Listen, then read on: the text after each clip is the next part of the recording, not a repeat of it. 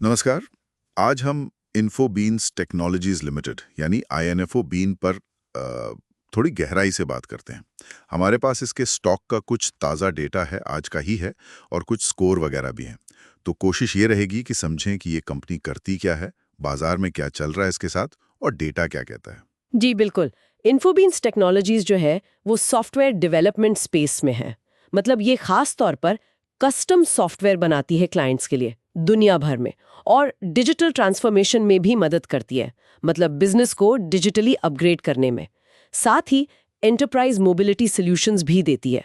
तो ये जो बड़ी आईटी कंसल्टिंग और सॉफ्टवेयर इंडस्ट्री है उसका हिस्सा है ये कंपनी। हाँ, और आज के जो आंकड़े हैं 23 जुलाई 2025 के, वो तो काफ़ी मतलब ध्यान खींचने वाले हैं। शेयर प्राइस 538.25 रुपए पर, एक ही दिन में 20% ऊपर। ये तो हुआ करीब 89.70 रुपए का गेन, और ये इसका नया 52 हफ्तों का हाई भी है। बिल्कुल। साथ ही वॉल्यूम भी एनएसई और बीएसई दोनों का मिला के 2.1 मिलियन, ये भी काफ़ी ज़्यादा है। मतलब कुछ तो हो रहा है यहाँ। हाँ, ये उछाल और इतना हाई वॉल्यूम ये साफ दिखाता है कि बाजार में मजबूत इंटरेस्ट है। मतलब इन्वेस्टर्स की नज़र इस पर है। और इसमें एक बात और जोड़ने वाली है, 25 जुलाई को एक डिविडेंड भी है, 1 रुपया प्रति शेयर का। अच्छा, डिविडेंड भी है, ठीक है।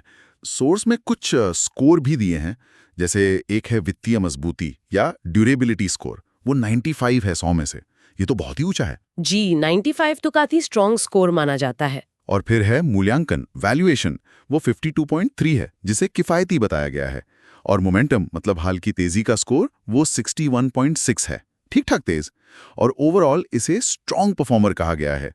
इन स्कोर्स का क्या मतलब निकालें? देखिए, इन स्कोर्स को एक साथ देखें तो 95 का ड्यूरेबिलिटी स्कोर इशारा करता है कि कंपनी की आर्थिक बुनियाद मतलब फाइनेंशियल्स शायद काफी मजबूत है। हो सकता है कम कर्ज हो, कैश फ्लो अच्छा हो। 52.3 का वैल्यूएशन स्कोर ये बताता है कि मौजूदा शेयर प्राइस कंपनी की जो वैल्यू है उसके हिसाब से ज्यादा महंगा नहीं है। मतलब ठीक ठाक लेवल पर है। और 61.6 मोमेंटम मतलब हाल फिलहाल में शेयर अच्छा परफॉर्म कर रहा है।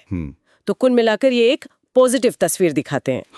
हाँ, पर एक बात ध्यान रखने वाली कि सोर्स में किसी एनालिस्ट का कोई टारगेट प्राइस नहीं दिया है। मतलब आगे कहाँ तक जा सकता है इस पर कोई फोकस नहीं है। अच्छा, कोई एनालिस्ट टारगेट नहीं है। ओके, एक छोटा सा पोल भी था इसमें। वोट्स ज्यादा नहीं है, सिर्फ 166 ही हैं, लेकिन उनमें से लगभग 80% लोगों ने खरीदें यानी बाय कहा है, बाकी ने बेचें या होल्ड कहा है। हाँ, ये पोल मतलब एक छोटा सा सेंटिमेंट इंडिकेटर है। दिखाता है कि जिन लोगों ने वोट किया उनमें ज्यादातर पॉजिटिव है। लेकिन जैसा आपने कहा, सैंपल साइज छोटा है तो इसे बहुत ज्यादा वजन देना ठीक नहीं होगा। सही बात है।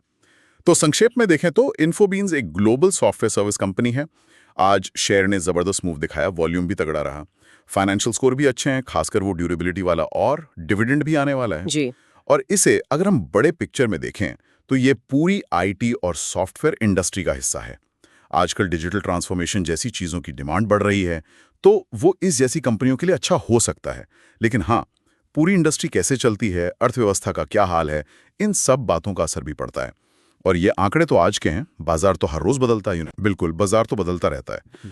तो ये सब देखते हुए एक सवाल मन में आता है सोचने के लिए कि किसी कंपनी को देखते समय उसकी एक दिन की ऐसी जबरदस्त परफॉर्मेंस, जैसे आज 20% बढ़ गया, और दूसरी तरफ उसकी लंबी अवधि की जो फंडामेंटल मजबूती है, जैसे वो 95 वाला ड्यूरेबिलिटी स्कोर, इन दोनों के बीच सही तालमेल कैसे बैठाया जाए, मतलब किसको कितना महत्व दें, ये सोचने वाली बात है।